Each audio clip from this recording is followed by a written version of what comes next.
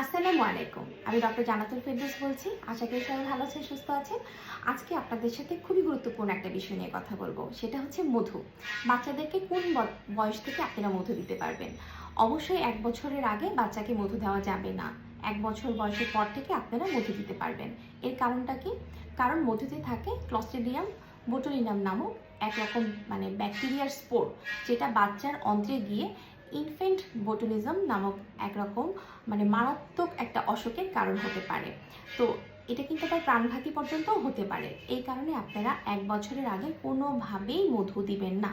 ১ বছরের পর বাচ্চাকে মধু দিতে পারবেন, সেটা অবশ্যই ১ চামচের বেশি না, ১ চামচ দিতে পারেন। ঠান্ডা কাশিতে আমি দেখা যায় যে মধু ব্যবহার করতে বলি, সেটা অবশ্যই ১ বছরের পর আপনারা মধু ব্যবহার করতে পারেন। সেক্ষেত্রে বাচ্চার কোনো প্রবলেম হবে না।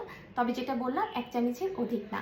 এছাড়া ১ বছরের পর আপনারা চিনির পরিবর্তে মধু দিতে পারেন, সেটাও ১ চামচের বেশি খাওয়ানো যাবে না। দিনে ১ চামচ সর্বোচ্চ খাওয়াতে পারবেন।